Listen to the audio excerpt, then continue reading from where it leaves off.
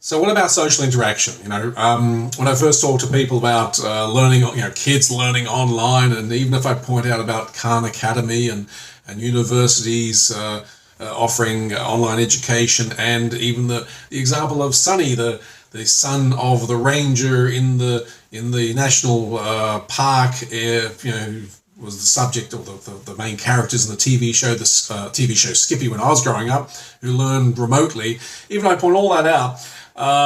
There's but they still need social interaction because, of course, pedagogy has moved on, and we need, the human form needs social interaction, and there's been a whole bunch of research and studies into that. Fair enough.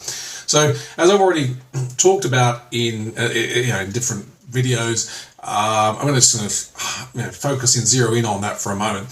The social interaction with this education initiative comes from the kids coming together and convening in the educational hubs.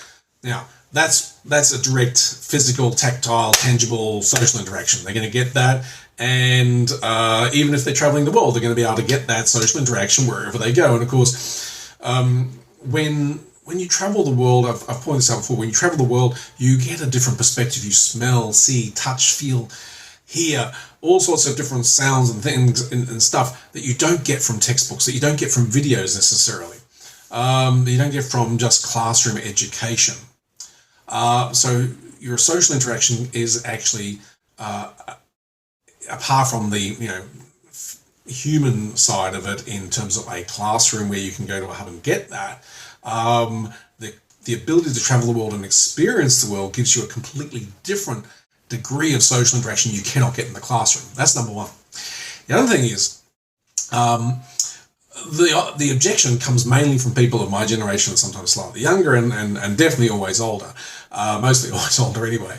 So, and we can get stuck in the paradigm that, we cannot create and maintain meaningful relationships online, despite, social media and phones and cheap or free telecommunications, video communications globally.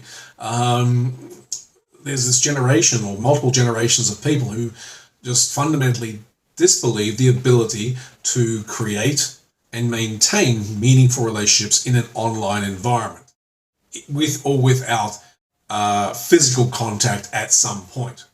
And here's my suggestion. The kids who are coming through school now have grown up in an environment where they know no different. They do not know a world without internet. Even those in year 12, when they went into year 1, they were the first generation of school students where the smartphone was in the world. I'm not saying they all had an iPhone in the very beginning because the darn things were so expensive and not everyone knew about it, so it took a few years till they started to pester their parents to, come on, Dad, can I have an iPhone? Or whatever it is your favourite flavour these days. But they don't know any different. And they've really championed the different social platforms to a large degree, at least the ones where they're allowed onto. And they don't really know any other way. Now, of course, they've had the physical interaction, but the generation coming through, they will be able to connect with people around the world that they don't know. And as kids are already doing these days. I mean, goodness me, when I was a kid, we had pen pals. You'd write to someone in America and you didn't, or in Europe, or wherever you wrote to a person, right? And sometimes you could record an audio cassette and you'd send that off, Recording video was a bit expensive back then, but you'd maybe record an audio cassette and you send that off and you wait for it to come back.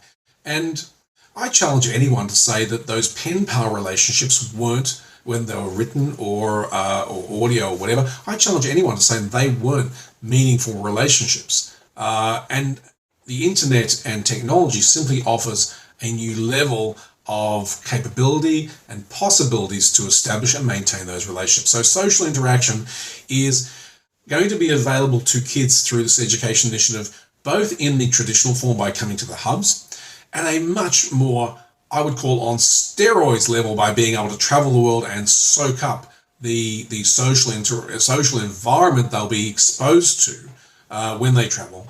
And apart from all else, not above all else, but apart from all else, kids coming through school now have the ability to use technology in a way we've still got we still can't. It's still a blind spot to us. We had pen pals, we had audio pals or whatever. They have technology.